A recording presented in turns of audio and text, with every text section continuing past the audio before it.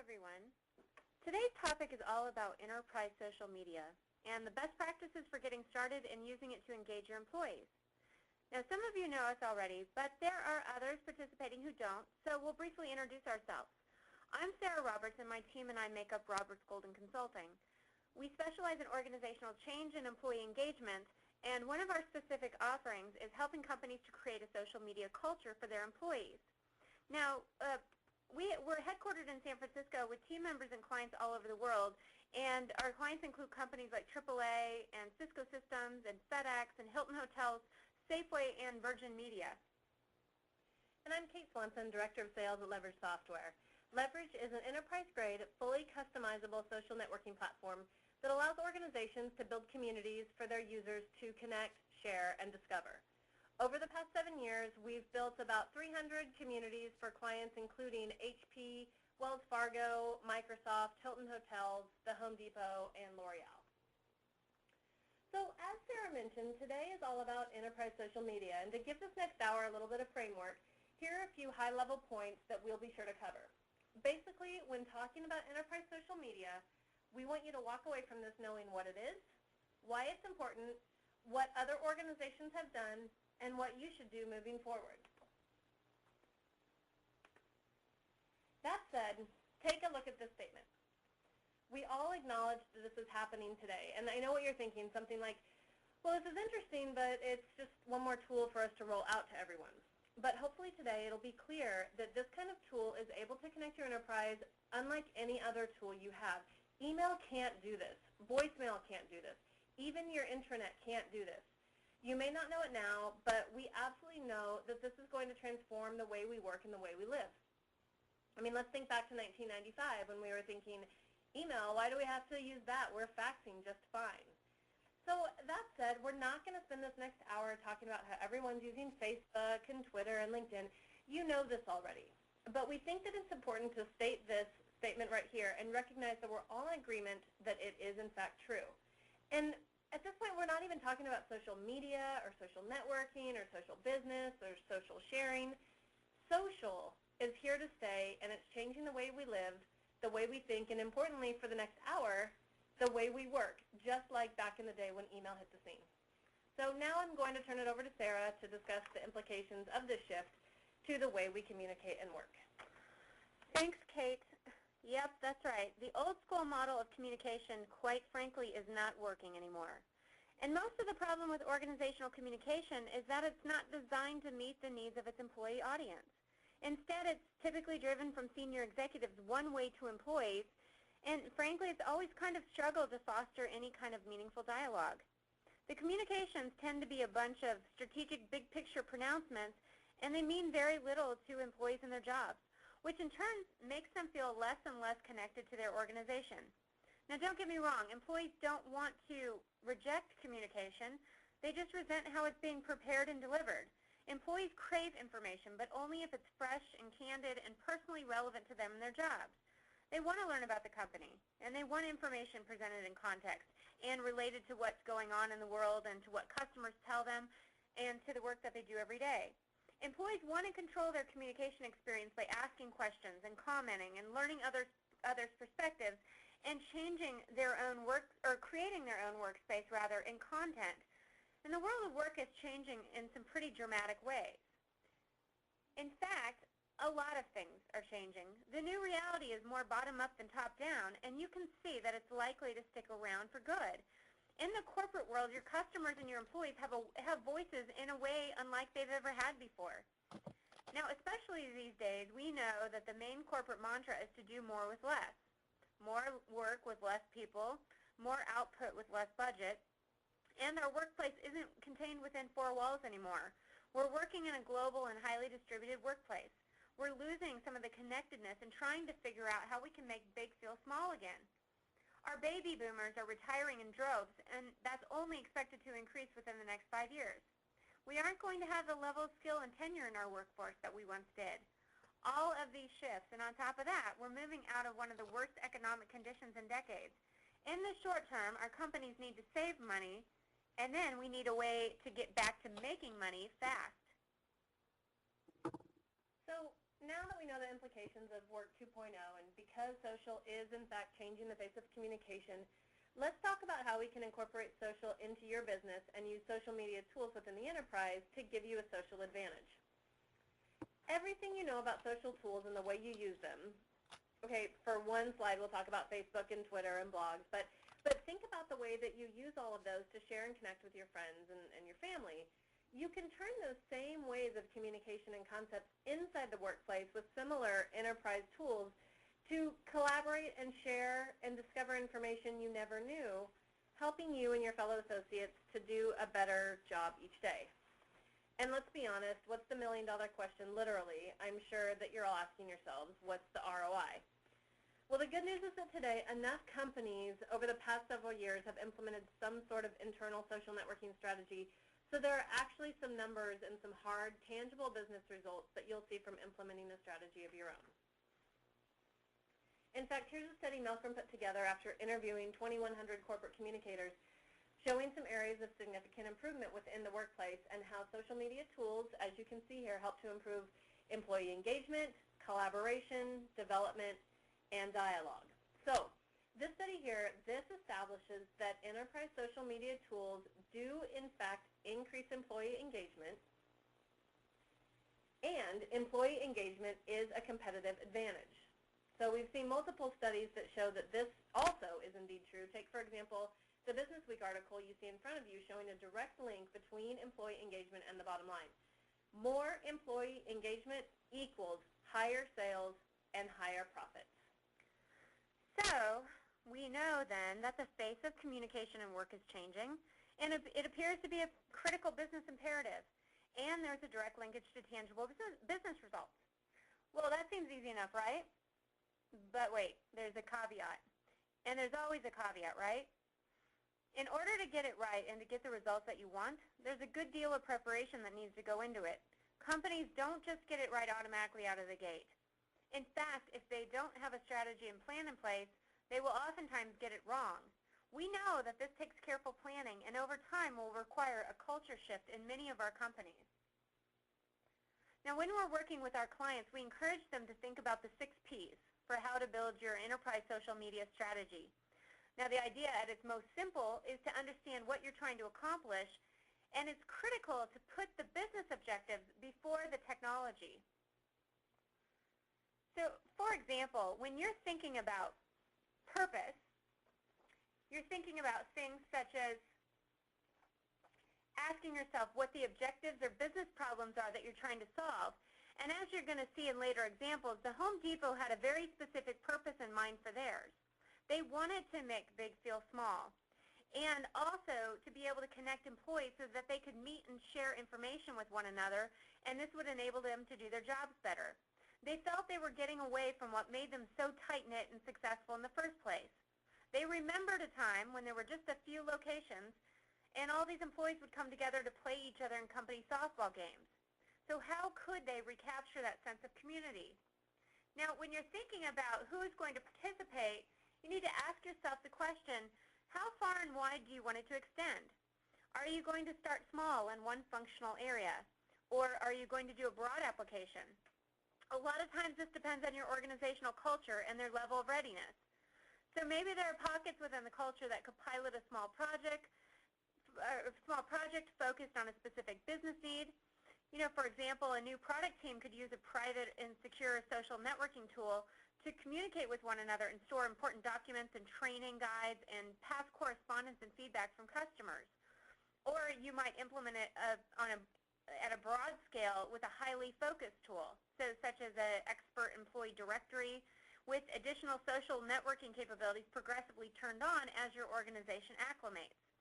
Now, another way to tiptoe into the waters is to create and launch something like an innovation jam, which would be a one-day idea generation activity created to engage the entire workforce on ways to improve and enhance current products and services or to propose new ones.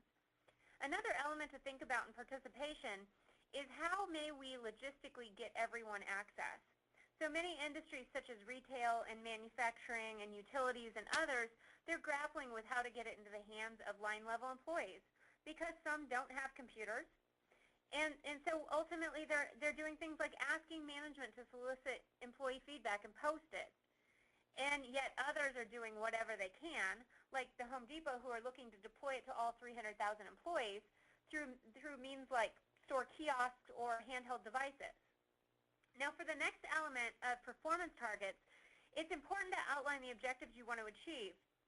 However, know that every organization will continue to struggle with measuring results and reporting ROI. Philosophically, this question might be answered with another question. What's the ROI of email? But yet, it's still a question that's not going to go away. Now, anyway, because social media or business is enabled by technology, it's by definition measurable.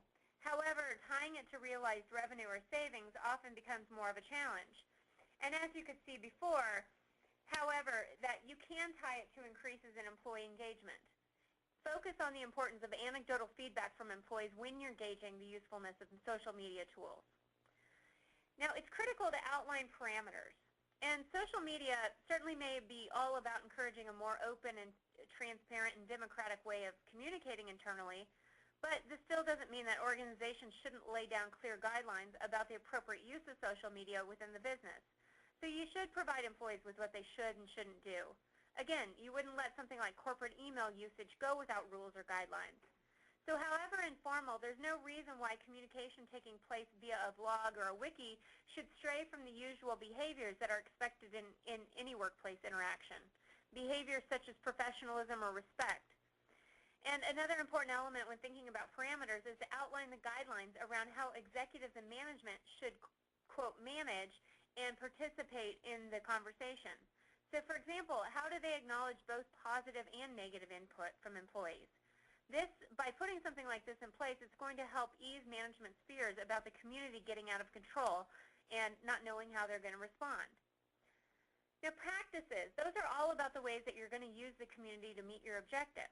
And we're going to explore this in depth in a few minutes when we get into best practices and what we've learned along the way from working with top companies and their applications of enterprise social media. And last but certainly not least by a long shot is promoting and preparing your organization for adoption. Obviously, it's critical that you don't roll this out and it falls flat, whether it be right away or a few months from now. This is where culture change comes into play. You must have a change plan in place that starts to drive new behaviors.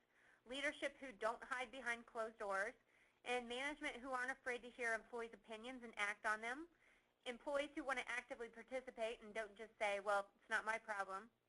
Remember, times are changing, and it's important to put a plan in place that develops, incents, and guides the right behaviors that are required to be a social culture. Culture and relationships trump technology, and this is not about a technology implementation, but rather about managing and changing the way that organizations work. And it's a change that clearly needs the blessing and active participation of your management. It's impossible and futile, really, to try to force social technologies on organizations from the top down, though, because by definition, these technologies require the participation of employees. Okay, so now that you understand the need to, as Sarah just laid out, look before you leap. Let's now talk about some best practices and some tips and some lessons that we've learned along the way in regards to how some of the world's top companies are using internal social networking to meet their business objectives. So for the bulk of our time moving forward, we'll touch on the 5 points above. We'll give you some concrete examples around how an internal network makes everyone as good as your best, how it creates a connection from day one, how it flattens a hierarchical organization and empowers your employees, how it makes brain drain so 2009, and finally how it helps make leaders more like real people in your organization. So number one, makes everyone as good as your best. So at this point, really there are two ways we want to look at how an internal network can help you harness the talent in your organization to increase effectiveness and to give you a competitive advantage. So the first is to be able to identify the right talent to build project teams. Let's say you need to quickly develop a team or maybe a focus group for a strategic initiative. With an internal network, your management can tap that network, run a query, and quickly find the subject matter experts needed to get the job done. The second is bridging the performance gap between your employees. And this is applicable in a number of scenarios. Pairing mentors and mentees, connecting experts for cross-training and role rotation. In several verticals that many of you listening in today can probably relate to, you have a lot of employees in the field doing the exact same job in a whole bunch of different locations, but their performance and their effectiveness can drastically differ, right? How experienced are they? How long have they been with the organization? What resources do they have for that information? How effective is their direct management? By building a network that allows users to find experts and connect with them, to find answers and share knowledge, no matter where they are, you're able to shrink that performance gap. In fact, with that second point, I can give you an example that something that's taken place in the community of one of our clients, the Home Depot. So to set the stage here, the Home Depot uses their internal social network across the enterprise for all their employees, from literally the CEO down to their store associates. And they use it to connect individuals, share success stories through blogs, share knowledge and brainstorm through groups and discussions, and collaborate within wikis. So in this particular example, an employee had been searching for some information around who they currently use as their installer for a particular type of generator here. So you can see in his post that he'd looked everywhere and he couldn't find what he needed. The second post is from another user basically providing all the information he needs. Note the timestamp on these two posts. This question and answer took place in literally 3 minutes. And in an organization of 300,000 employees, I'd say it's fairly safe to say that otherwise these two employees may have never had the opportunity to meet and exchange this valuable information that was exchanged here to better their knowledge and to offer better customer service. So moving on to point number 2, it makes a connection from day one. So here, a number of our clients have actually found this next point to be critical. For example, Microsoft uses a social network to connect their attendees with each other prior to a whole bunch of their events, while a number of associations will offer a private social network as one of the membership benefits to better connect new members upon day one of registering. So moving into this, as most of you can relate to in today's environment, travel budgets have been slashed, and the face-to-face opportunities don't currently exist as often as they once did. But keeping your employees feeling connected is still critical to morale, which is imperative to your company's success.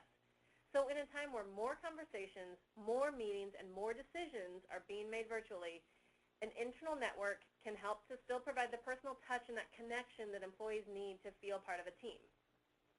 And with the second point, let's face it, with new employees, we don't have the luxury of that honeymoon period anymore.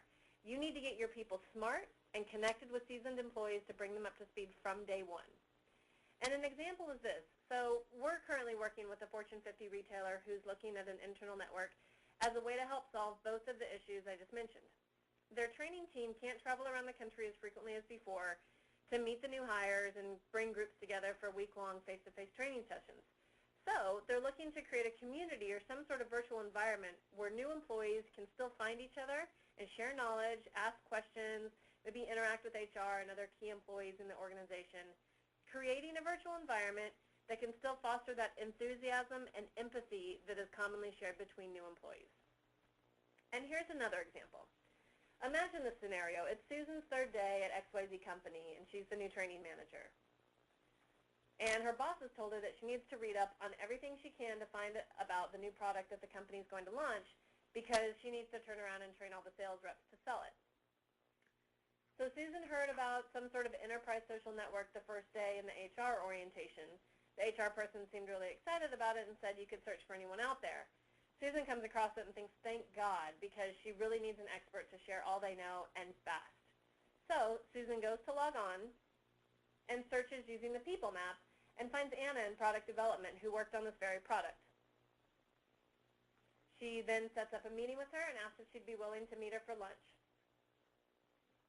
learning everything that she knows. I'm now going to turn it over to Sarah to talk to point number 3.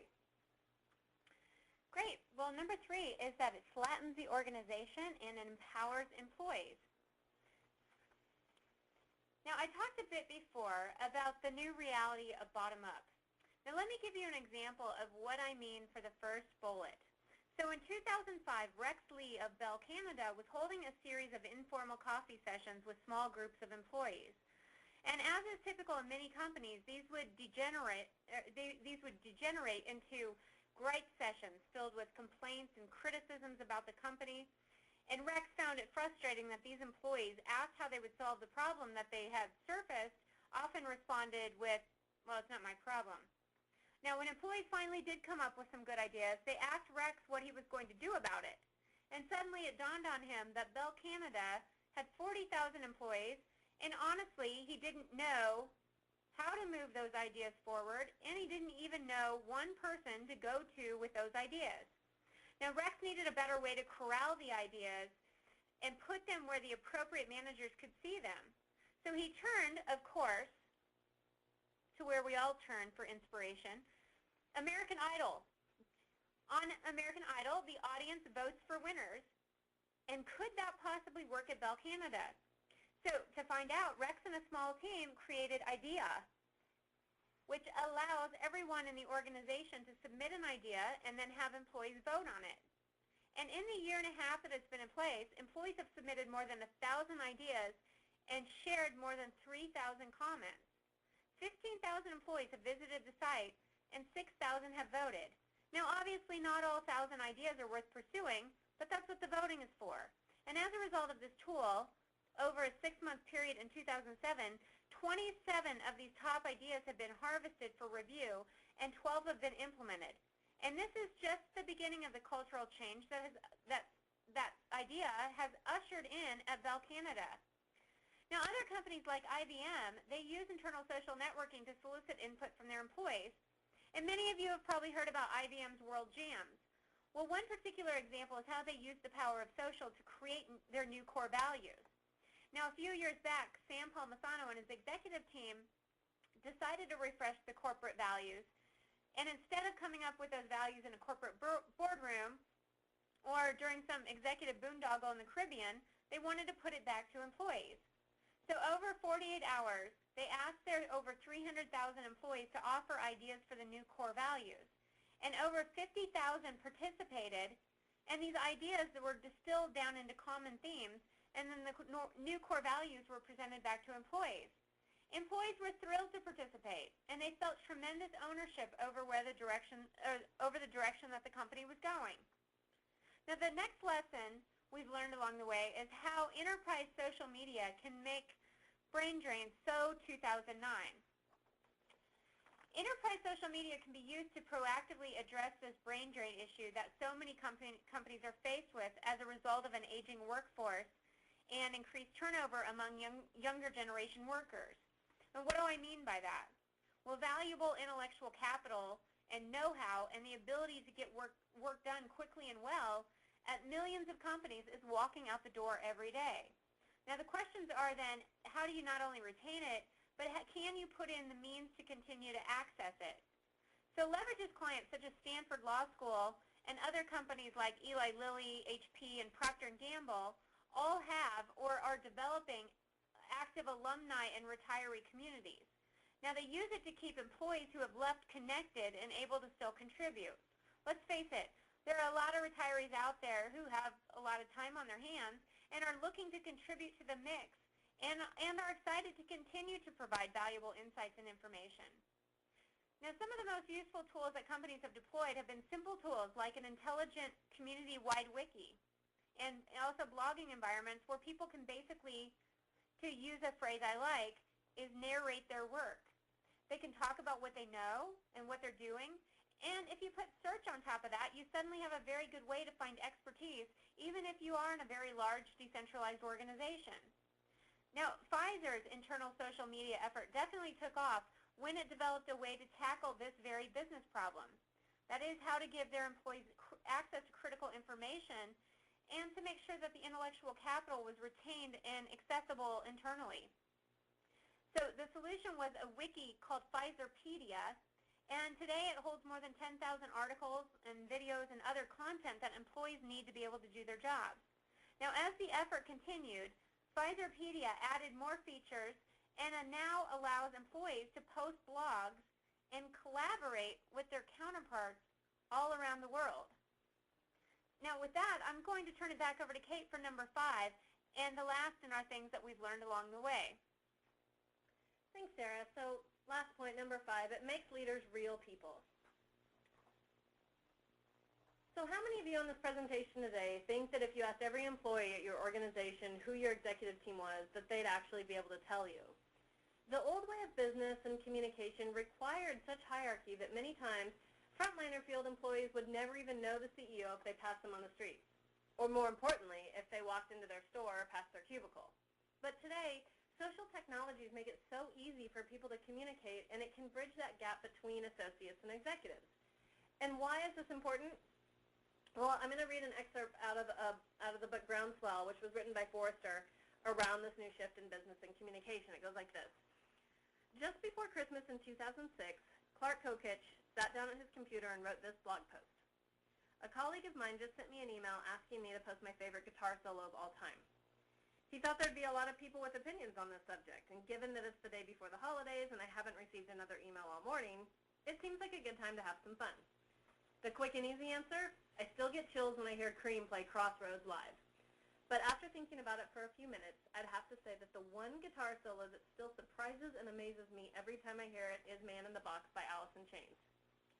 Sounds like 1,000 other blog posts on the net, but this one was written by the CEO of Avenue A Razorfish, one of the largest interactive agencies in the world, and it appeared on his company's intranet. Why is the CEO of a busy agency wasting time writing about guitar solos? Clark explains, this post didn't serve any specific business purpose, but it was an opportunity for our employees to be connected to the leadership. You can do this with a few people over a beer, but how do you accomplish that with a whole company? If you look back on our history 5 to 10 years from now, this connection is going to be one of the things that will get us to where we'll be. Another way to involve leaders is to use them to excite your employees and encourage their participation.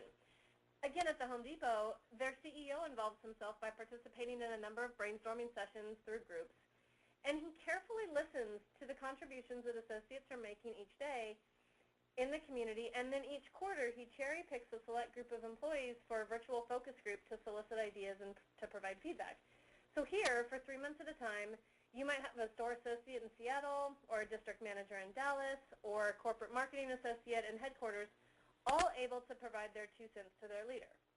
Now, of course you want to make sure that this takes place in a managed way, but as you can imagine, this translates to tremendous employee loyalty and enthusiasm for the brand. So, now that we've given you some real examples on how some top brands are using internal social media to increase effectiveness, which translates to higher sales and profits, let's look at a few positioning tips here. First, what do you call it? Think about how you refer to it. Consider your business objectives and definitely consider your corporate culture. What's appropriate to your organization and how will your executives and your culture embrace this? Maybe the term collaboration tools works for some, while others can simply call it social networking. Other more conservative cultures might want to play it a little more safe and drop the word social, messaging it more as an internal business network. Secondly, be passionate about the right things. Too often we become passionate about the technology. Instead, back up and let's talk about how we're solving a problem or meeting the need of an enterprise. Thirdly, involve your people from the beginning. People won't use something if it's not giving them what they need, and they will likely use it a lot more if they feel they actually had a hand in its creation. Think about how to sell it. Put your business case and obstacle mitigation strategy together, some things to think about. Consider the cost savings over communications. It breaks down barriers between senior management and employees. And as a way to mitigate some of those barriers, make sure you have something in place that ensures that it won't become a free-for-all gripe fest. And lastly, be sure you're selling the right message to the right executive. So I think we'll all agree, all the executives have different goals. So when you're putting together your business case, make sure you're appealing to your different audiences and what they care about. In this grid, we put together an outline of how to communicate this idea to each of your executives by outlining both the metrics and then a few suggestions of how to get started and what might appeal to them. The most enthusiastic and vibrant communities succeed when each function within the company is bought in and they understand and see the application for their organization. That's when you're able to realize broad usage and true ROI. So, if there are 3 things we want you to take away from this session, it's the following. We've demonstrated how the work world is changing, so with that we want to ask you a few questions. 1, How are you reacting? 2, what's your enterprise social networking strategy to achieve business objectives? And 3, how are you going to position this to your key stakeholders? We understand this is a lot of information to cover, and whatever phase you're in regarding an internal network for your company, we want you to know we're here to help you make this happen. And to do that, we're offering 3 things as a follow-up. 1, we have a toolkit that's a more detailed version of the deck that we went through today. This toolkit will help you to establish your objectives and strategy, how to socialize the idea internally to your team, and will provide suggestions and examples, including some of the ones you saw today, on how to accomplish those objectives. If you're interested in the toolkit, we'll provide our contact info at the end of this webinar, so just drop us a line and we'll be happy to send it over.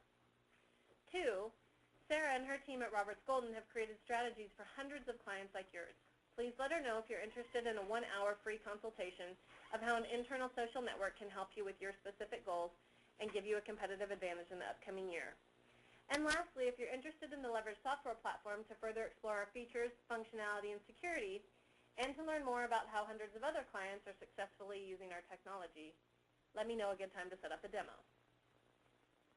We'll leave you with this last thought. In front of you, you have a quote from Brad Anderson, the former CEO of Best Buy. He says this: "When a company starts its life, those who create it are very aware that it's a people-powered effort. They're a group of people with a good idea trying to make something out of nothing. But as companies grow, something strange happens. They start to think of themselves in terms of what they are rather than who they are. The irony is that just about every company that goes from who to what spends an extraordinary amount of energy fighting to regain that sense of who." We hope that we've shown you today that the connections your employees are able to make through enterprise social media brings it all back to what Brad is talking about here, bringing it back to the who.